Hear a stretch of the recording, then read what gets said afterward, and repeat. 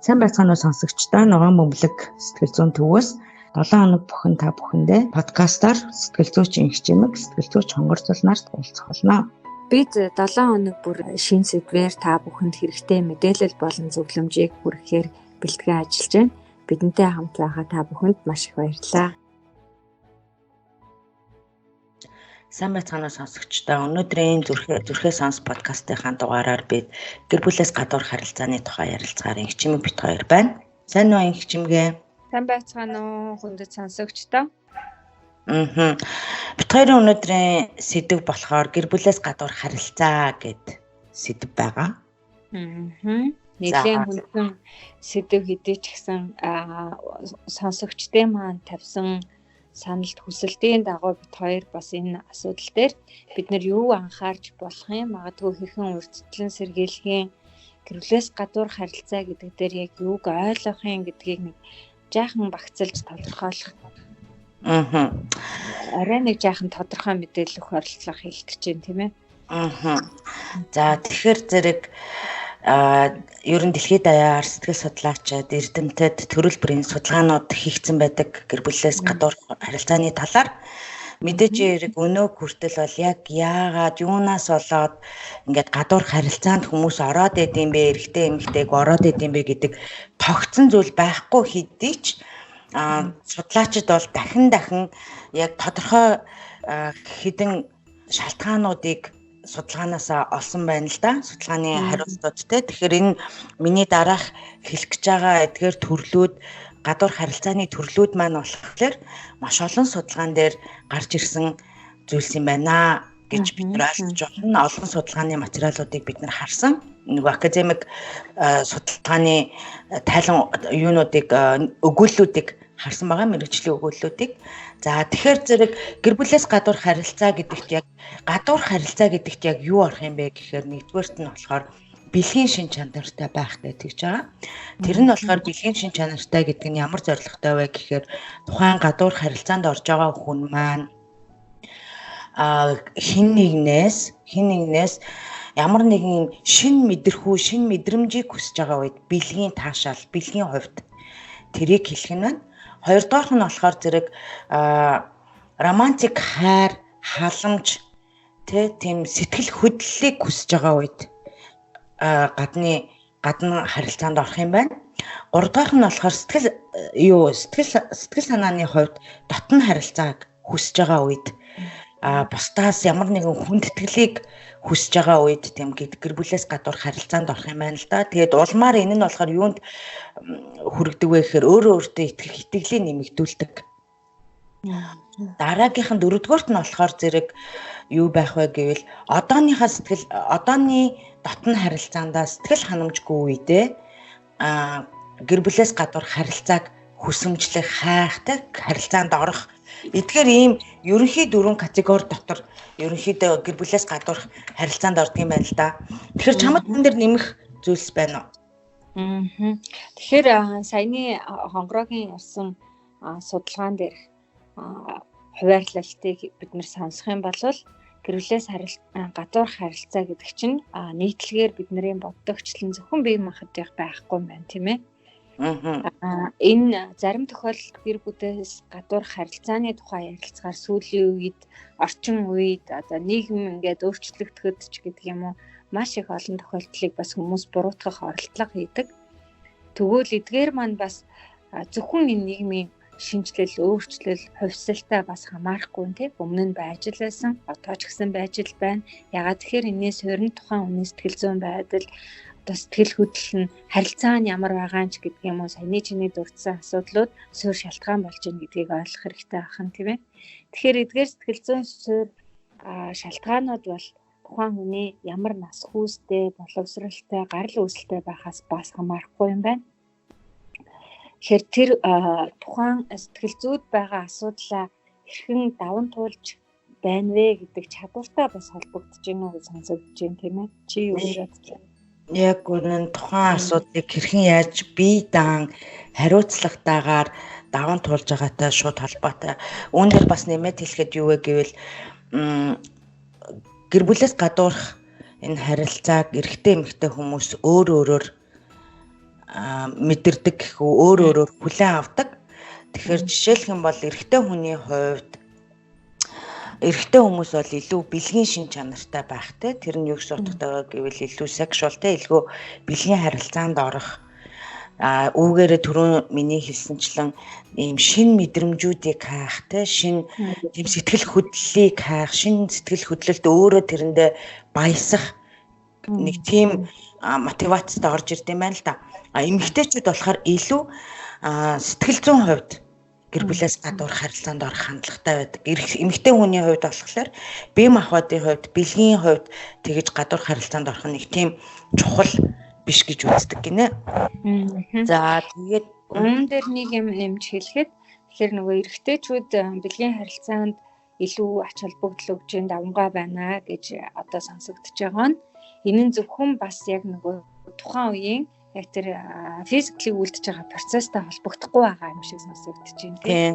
Тухайн эрэгтэй хүний сэтгэл зүйн асуудлууд магадгүй өөрийнх нь өссөн төрснөөс өнөөдрийг хүртэлх сэтгэл зүйн байдал нь ямар юм, тухайн нөхцөлд одоо өөртөө төрж байгаа итгэл үнэмшлийг, өөртөө итгэлийг тэр хүн яаж авч сурсан, яаж мэдэрсэн магадгүй эсвэл магадгүй өөрт байгаа тэр харилцааны дэмжлэггүй одоо хайрыг хангалттай мэдэрч чадаагүй тэдгээр дутуу мэдрэмжүүдийг хаах юм уу, тэндээс зайлсхийх, тэрийг нэг онцлох орон зай юм уу гэж харагдаад байдаг. Яг үнэн тийм, наадах чинь бас яг энэ гэр бүлээс гадуурх харилцааны бас суур шалтгаануудын нэг л дээ тий. Ягаад гэр бүлээс гадуурх харилцааг хүсэж байгаа вэ гэвэл магадгүй тухайн хүний гэр бүлийн гарал үүсэл бас их нөлөөлж байна. Яг чиний хэлснээр энэ хүн хаанаас гаралтай, ямар гэр бүлийн орчинд, ямар хүмүүжлийн орчинд өсөж торинсон бэ те. За нөгөө талаас дотн харилцааны талаар ямар ойлголттой вэ? Тэгэхээр би нөгөө заавалчгүй эсрэг хүснэ гэж хэлмээргүй байна л да үүнд. Тэгэхээр энэ болохоор ямар ч харилцаанд байгаа хүний те тэр дотн харилцааны талаарх ойлголт юу нь ямар шуухан байна вэ? Юуг дотн харилцаа гэж ойлгод юм бэ? Би биенээ хуурах, урвах чинь дотн харилцаа муу юм уу, үгүй юу те. Тэр нөгөө commitment гэж яриада тийм зүйл гэдэг чи яг commitment чинь тэгвэл яг юу юм? За нөгөөх нь болохоор яг чиний саяны хэлснээр амьдралын магадгүй яг энэ тухайн энэ мөчөд эмзэг эсвэл ямар нэг зүйлийг даван туулж магадгүй л дээ те. Амьдралд юу ч хамаагүй тохиолдож болно. Ямар нэгэн энэ сүрэг одоо бэрхшээлийг бэрхшээлийг даван туулах нэг арга нь магадгүй энэ гэр бүлээс гадуурх харилцаа нэг ёсондоо баг дутаажин гэх юм уу да те, зайлсхийж гэх юм уу те. Өөрийгөө одоо өөртөө төрж байгаа тэр бодит нөхцөл байдал, бодит мэдрэмжээс л зайлсхийх урвах нэг асуудал гэж таархна шүү дээ тий. Тэгэхээр бид яагаад энийг ингээд задлаад тухайн хүний сэтгэл зүйн шалтгаануудыг ингээд дурдаад байна вэ гэхээр магадгүй нөгөө гэр бүл гэдэг чинь өөрөө нандин харилцаа. Тэгэхээр энэ харилцаанаас гадуур харилцаа гэхээр эргээд нөгөө харилцагчтай, хамтрагчтай маш хүн сэтгэл зүйн шарахыг байдлыг үүсгэж болцсошгүй. Эргээд хамтрагч нь бас энэ асуудлыг зөвхөн өөрийнхөө хувь хүнээс болсон мэтээр харах алдаатай үзлүүд, итгэлүүд үүсч болцсошгүй учраас эдгээрт нөлөөлөх маш олон суур хүчин зүйл байдаг юм шүү гэдгийг бид бас илүү дэлгэрэнгүй хэлж өгч байна тий. За тэгвэл ийм суур шалтгаантай байд юм байна. За гадуур харилцаа бий болчлоо гэж үзье.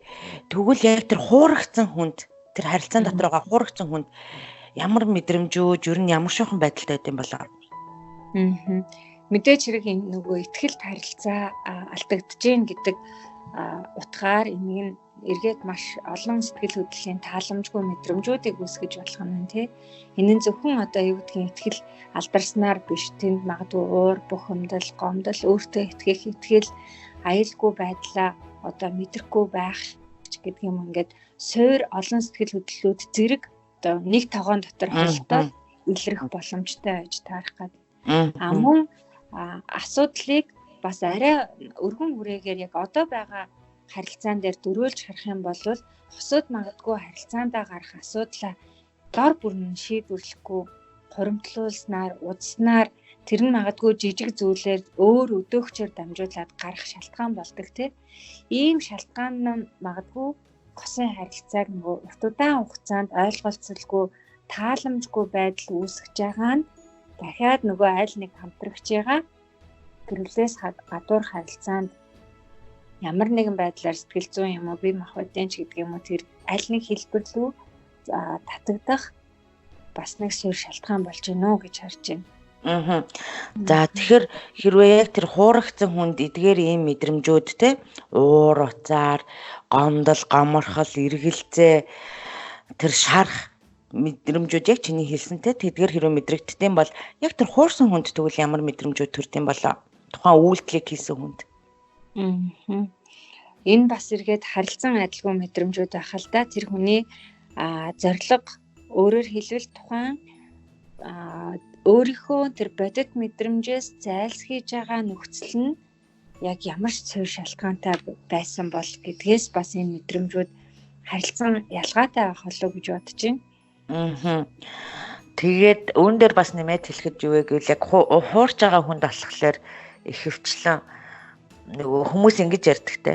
Өө би хайртай штэ гэл те. Нөгөө хайр дууссан гэсэн үг биш гинэ. Тэгэхээр нөгөө би угаасаа хайртай энэ бол ганцхан удаагийн л үйлдэл байсан ч гэдэг юм уу нэг тийм юм ярих хандлах бол их байдаг те. Энэ бол нөгөө судалгаагаар л гарсан зүйлс л те. За хайр бол төгсөн гэсэн үг биш.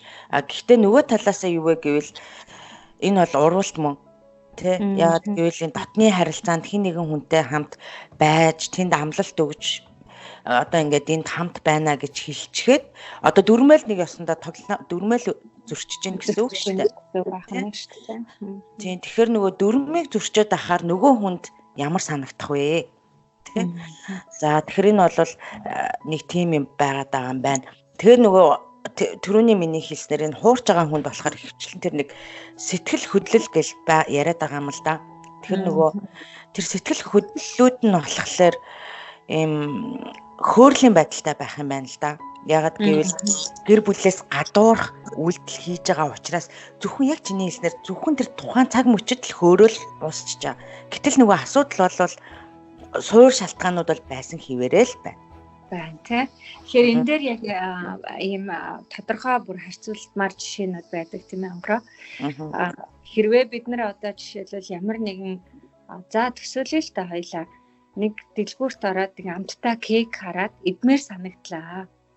Яг идмээр санагдаад тэрийг авах хүртэлх процесс өөрөө ингээд нөгөө тэр хүнийг exciting одоо догтлуулж идэг бол үед допамин ялгараад байна биднээс. Тэгэл яг тэр нөгөө кейк аваад идэх процесс нь өөрөө тэр тааламжтай мэдрэмжийг бол өгдөггүй байхаа. Яг тэр хараад авах хүртэл яаж авах уу? Одоо хэдийг төлгөөч гэдэг юм уу те очрлоод ингээ хүлээгээ зогсож байгаа процесс нь өөрөө л догтлуулад идэг байх нь шүү дээ. Тэр яг түүнтэй адилхан нөгөө гэрвлээс гадуурх харилцаа одоо тэр хүн гэрээсээ яаж ямар нэгэн байдлаар гараад одоо юу ч гэдгийг тэр бодож байгаа бодол өөрөө догтлуулад байдаг болохоос биш яг тухайн мөчөд байгаа процесс бол тэр хүнийг татаа сайхан мэдрэмжэн дээр аваач хуйц нөхцөл бол биш байдаг байх нэ гэж ойлгогдох юм те. Тийм учраас бид нэр үүн дээрээс юу харж болох вэ гэхээр нөгөө гэр бүл дотор тааламжгүй харилцаа магадгүй үйл ойлголцол асуудлаа зөвшөлдсөхгүй шийдэлцэхгүй харилцан бие биенээ ойлголцохгүй урт удаан хугацаанд байснаар энийг нөгөө дотн харилцаа дотн мэдрэмж алдагдж гин гэж хүмүүс андуурах магадлалтай болчдөг. Улмаар тэр нөгөө өмнө нь тэр хоёр хүний чинь нэгтгэжсэн нэг дотор дотн мэдрэмж байгаа штэ таата сайхан тийм ээ. Тэгэхээр түүнийгээ магадгүй илэрхийлээд гэрвлээс гадуур харилцаан дээр одоо сатаархан бас нэг шалтгаан болж гэнэ үү гэж үздэг тухай бас байна тий. Одоо хоёулаа тэгвэл нэг урдчлан сэргийлэх тухай яриа л да. Гэр бүлээс гадуурх харилцаанаас урдчлан сэргийлэхийн тулд тэгвэл бид юу хийж чадах вэ? Юу хийж болох юм бэ? Үүн дээр бид нар хамгийн түрүү нөгөө гэр бүлийн харилцааныг модтой зөвөрлж ярьдаг тий. Анх мод тари гэж тохиролцохдоо нэг нь услыг, нэг нь нарын гаргаж гэдэг юм. Тэгэхээр энэ мод чинь эхнээсээ ингээд жижигээсээ том болоод урган үр жимсээ өгнө. Гэхдээ насан туршийн процесс шүү дээ. Тэр модыг би урт удаан хугацаанд ургуулахын тулд тасралтгүй л нөгөө амлсныхаа дагуу усаа услаад нөгөө хамтрагч маань нараа гаргаад явах ёстой байтал за мод нэлээд цэцэглээд нахиалаад ургаад ирэхин цагт за одоо болсон цаашаа ингээд өөрөө ургачих байх гэж үзвэл энэ өөрөө алдаатай болох нь шүү дээ. Яг үүний адилаар анх юун дээр бид хоёр нэгдсэн бэ? Тухайн нэгдсэн харилцаан дээр байсан тэр нандин сайхан зүйлүүдэд байн гарчид тортох, эргэж харах, бие биендээ цаг гаргах тийм ээ. Хайр сэтгэлтэй гэдгээ боломж бүртээ мэдрүүлэх гэдээ ярихаар нэг манай Монгол соёл дээр хайртай гэдгээ олон хэлчүүл үн цэнэ алтанч гэдэг юм уу нэг тийм ташаа ойлголтууд ярианууд бас байдаг тий. За үнэхээр тийм ихтгэл үнэмшилтэй байвал тэр хайртай гэдэг үгийг заавал олон дахин давтаж хэлэх албагүй. Биднэрт өөр маш олон нөхцлөөр хайртай гэдгээ мэдрүүлэх боломжууд байдаг тий. Хийж байгаа зүйлд нь туслах, дэмжих, хүрлцэх, нүдэрээ царайгаараа дэмжигч гэдэг юм уу, дуу хоолойныхоо өнгөөр үйл хөдлөлөөрөө гэх ингээд олон боломжууд байгаа. За тийм нөхцлүүд байж болж байна. Үүн дээр нэмээд харилцан биенээ урамшуулах. Урамшуулах гэдэг нь бүх нөхцөлд байж болж байна. Заавал одоо юм маш том мэдгэдэггүй замжилт гаргаж иж бид тэрнийг урамшуулах албагүй. Тухайн өдрийнх нь магадгүй тухайн үйлдэлийнх нь тухайн гаргасан сэтгэл дээр нь гэдэг юм уу бүх нөхцөлд харилцан биенээ урамшуулах тухай энэ бас яригдж байна. Тэгэхээр эдгээр зүйлсийг нөгөө харилцаанд тасралтгүй анхаарч чадсанаар бие биенийгээ урт удаан хугацаанд халамжлах, харилцаагаа тордох байдал үргэлжлэх боломжтой байх нь. Тэгэхээр мөн бас онцгой үеүүдийг анхаарах хэрэгтэй тийм ээ. Дандаа хоёулахнаа бид нар байхгүй, гуруулаа болно, дөрвөлээ болно, магадгүй тавуулаа болно. Хөшин настай эцэг их маань нэмэгдвэл долуулаа болно ч гэдэг юм уу. Тэгэхээр энэ онцгой үе болгон дээр ачаал ихсдэг харилцан санхүүгийн хувьд, тэр доторх өөр ролын хувьд, харилцааныг асрахын хувьд ч гэдэг юм уу тий. Тэгэхээр энэ нөгөө онцгой үеуд дээрээ бас бид нар онцгой төлөвлөгөө гаргах хэрэгтэй байна шүү дээ. Ачаалтай үеийг бухимдлыг нь үүрэг хариуцлага яаж хуваалцахыг тэр дунд ч гэсэн биендээ яаж цаг гаргах юм. Магадгүй энд нөгөө хөгжлийн бэрхшээлтэй юм уу эсвэл хин нэг хүнд өвчтөй нэмээ асрах шаардлагууд ч бас гарч болж байна тий. Яг үнэ. Тэгэхээр амьдралын бүхий л олон төрлийн энэ өгөгдөлд тий амьдралын маш олон төрлийн өгөгдөлд бид ямагт харилцаагаа тордох хин төлөө ер нь тордох аль болох чармаах л хэрэгтэй болж байна л да тий. Яг үнэ чармаах хэрэгтэй л болж байна тий. Банк нэг шугамар, нэг өгөгдлөөр, нэг одоо юу гэдгийг гудамжин дондор бид нар явах боломж байхгүй. Гудамж маань заримдаа шорон замтай, заримдаа засмал замтай. За хаяа баруун эргэн, хаяа зүүн эргэн ч гэдэг юм уу тий. Гэхдээ тэр замын төгсгөл хүртэл би тэр хамтрагчтайгаа удаан хугацаанд байж чаднаа л гэж өөрийгөө төлөвлөж харж чадж байгаа бол энэ харилцааг би тасралтгүй л тордох ёстой л болж юм гэсэн үг байна. Тэр магадгүй анзаархаар өөртөө хүүхний төгшүүрийн зэрэг нь өндөрч гэдэг юм өөртөө итгэл жаахан сул амьдралдаа итгэл жаахан сул байгаа хүмүүс урт хугацаанд төлөвлөгөө хийхээс жаахан зайлсхийх гэдэг тий эргэлзээд байна гэсэн үг ба шүү дээ. Энэ төлөвлөгөө хийхгүй байгаа байдал нь өөрөө магадгүй болчмгүй ямар нэгэн шийдвэрийг түргэн хугацаанд гаргахад бас нөлөөлдөг юм уу гэж анзаарагддаг. Чи юу гэж бодож байна? Тийм байж болно. Тийм учраас надад юу бодогдож байна гэвэл нэгдүгээрт тухайн харилцаанд байгаа хүмүүс маань дор бүрнээ өөр өөрсдөдтэйгээ айгуу сайн ярилцах хэрэгтэй. Өөрийгөө айгуу сайн маш сайн сонсдог байх хэрэгтэй. Хэрвээ та өөрийгөө ямар ч юмжгүйгээр сайн сонсож чадах юм бол харилцаанд байгаа бусадтайгаа бас эрүүл аюулгүй аргаар ярилцаж чадах юм байна те. Тэгэхээр нөгөө чиний ярианаас би юу сонсоод байна гэхээр ямагт нөгөө тэр тордлогоо гэдэг юмыг байнга чармааж явах хэрэгтэй, байнга тордож явах хэрэгтэй гэдэг чинь суур юм нь юу байх вэ гэвэл би ярилцах юм болов уу гэж бодоод байна л да.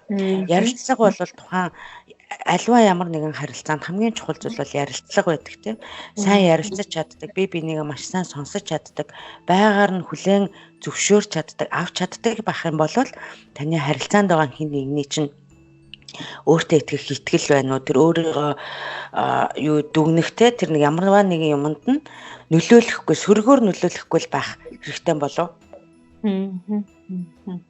Тэгэхээр зарим тохиолдолд нөгөө асуудын хооронд ерөөсөө ярилцаж чаддгүй, эсвэл одоо нийтлэг нөгөө эрэгтэйчүүдийн хувьд ярихад нэг өөрийнхөө сэтгэл хөдлөл мэдрэмжийг илэрхийлэх чадамж сул байна гэсэн нэг яриа басаар л байдаг. Амьдрал дээр бас бид нар энэ үнэ жишээг маш тод хардаг тий.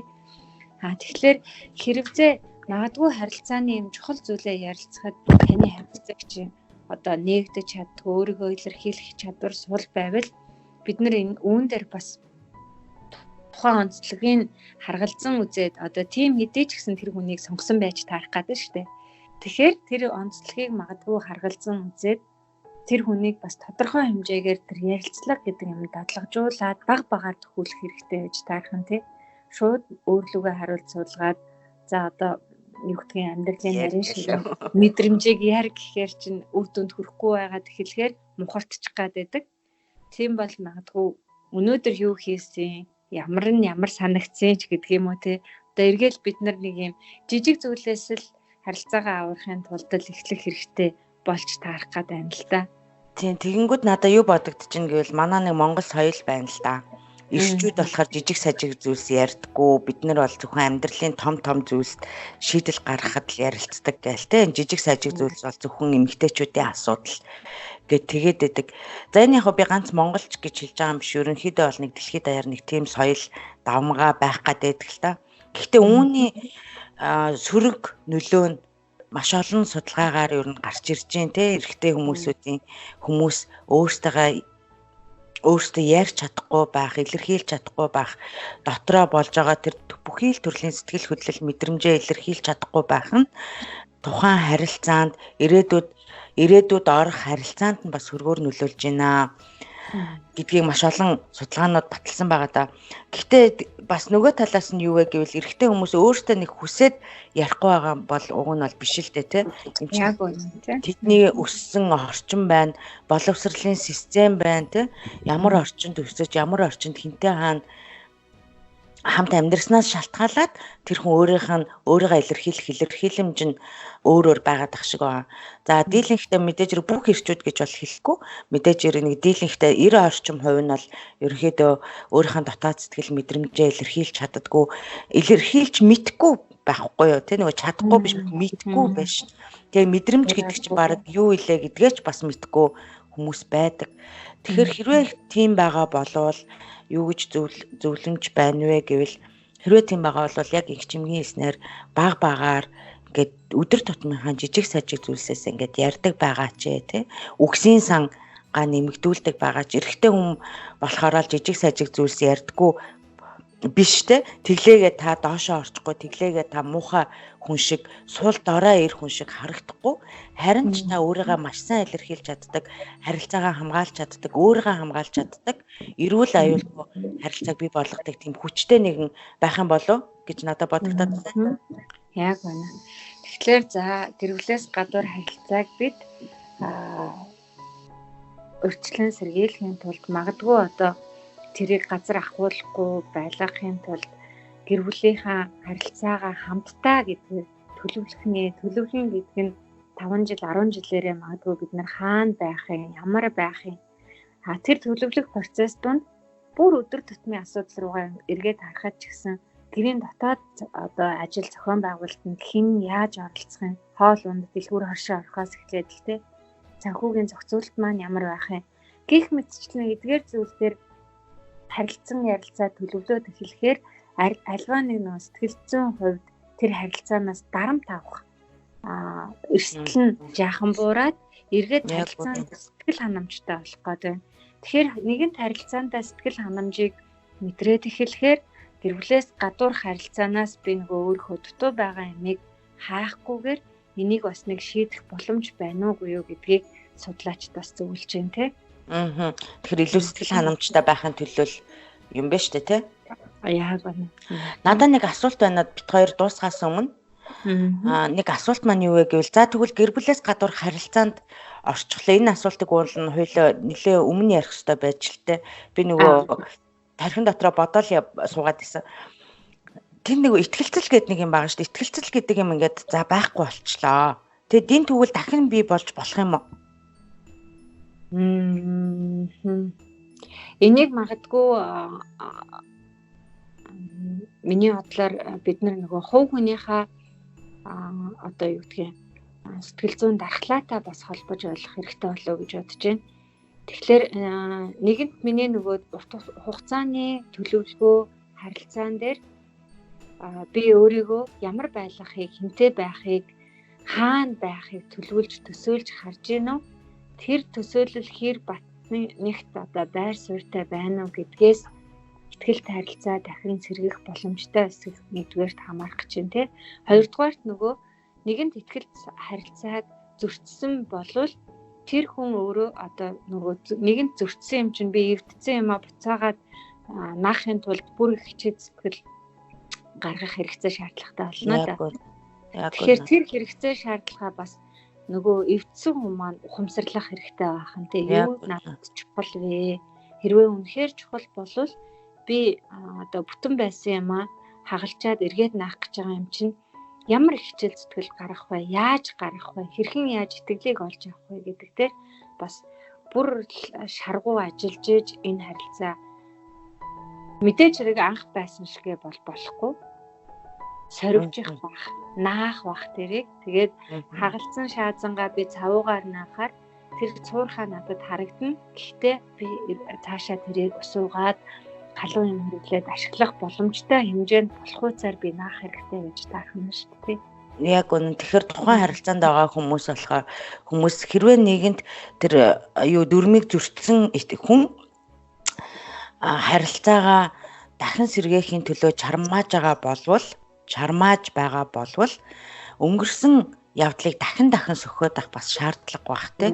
Тэр шаазан нэгэнд тагарсан бол тэрийг чи тэгсэн бидтэй тэгсэн бидтэй чи тэр жил тэгээ бидтэй гэд 10 жилийн дараа 5 жилийн дараа дахиад тэрийг яриад авах шаардлагагүй. Хэрвээ тэр яриа дахиад өнөөдөр танаа гэр бүлд явагдаж байгаа бол та хоёр дахид суугаад маш нухацтай ярилцах хэрэгтэй байна л гэсэн үг. Тэнд хэрэгтэй байна гэсэн үг. Та хоёрын дунд ойлголцол бий болоогүй байна гэсэн үг. Тэгэхээр нэг төвшөнд нэг долгион дээр ойлголцохын тулд маш сайн бинийгээ сонсооч. За нэгэн тэнд итгэлцэл итгэл одоо ингээд хүлээгээд байж штэ намайг уучлаарай би энд нэг юм хийцэн гэд нөгөөх нь болохоор итгэж чадахгүй байгаад нэгэнд хагарсан шаазан. Гэхдээ аль талаасаа тэнд наах гэж байгаа бол хоёулаа хамтын хүчин зүтгэлээр тэрийг бий болгох юм байна. Нөгөө талаасаа яг инхчимгийн хэлснээр тэр хагалцсан хүнээс нь илүү чармаалт бол гарах юм байна. Зарим хүмүүс ямар хандлага гарах гэдэг гэвэл дахин тийм үйлдэлүүдийг байн хийгээд байдаг л та. Тэг хажууд байгаа хүнээ маш их дутуу үнэлдэг. Энэ одоо байгаа энэ харилцаагаа маш дутуугаар үнэлдэг. Тэ нөгөө гадуур харилцаанд гэр бүлээс гадуур харилцаанд байн ингээд орох гэдэг. Хэрвээ та тийм болвол энэ бол таны одооний энэ харилцааны тантай хамт байгаа энэ хүнээс бол болоогүй. Харин та өөрөө өөртөө ажиллах хэрэгтэй. Мэргэжлийн тусламж дэмжлэг хэрэгтэй болов. Өөрийгөө маш сайн сонсоорой л гэж хэлмээр байна. За тэгэхээр бид хоёрын ярьсан яриан дээрээс гаргаж ирсэн одоо гэр бүлээс гадуур харилцааны төрөл, суурь, шалтгаан, үр дагавар ингээд эргээд дүгнэхэд бүгдээрээ хоорондоо холбогдож байна тийм. Хэрвээ магадгүй та сэтгэл зүйн хувьд өнгөрсөн амьдралаас өөрийн түүхээс одоо ямар нэгэн дутуу мэдрэмжтэй түүнийгээ даван туулах аргыг гэр бүлээс гадуур харилцаагаар сонгож байгаа бол энэ нь таны одоо байгаа гэр бүлийн асуудал гэхээс илүү таны хувь хүний асуудал юм байна гэдгийг ингэж хараа гэсэн санаа явж байна. Магадгүй харилцаан дээр одоо гэр бүлээс гадуурх ямар нэгэн асуудал үүсээгүй болвол энийг цааш нь хадгалахын тулд бид харилцсан одоо биендээ юуг анхаарах юм, ямар байдлахын харилцаагаа тий насан туршийн удаан хугацаанд таалахын тулд бидгийг харилцлаа. Мөн хэрв нэгэн үйлдэл болцсон байгаад та хоёр мэдээд хүлээн зөвшөөрөөд энийг цааш нь одоо харилцааг үргэлжлүүлэх гэж байгаа бол яаж энэ сэтгэл зүйн асуудлаа харилцан даван тулах вэ гэдэгт дээр бас тодорхой зөвлөмж өглөө гэж бодож байна. Маш их баярлалаа сонсогчдоо. Тэгэд өнөөдрийн дугаар ингээд дуусж байна. Бид нар дараагийн дугаартаа хардталтын тухай ярих болно. Эх 7 хоногт уулзтлаа. Баяр таа. Баярлалаа.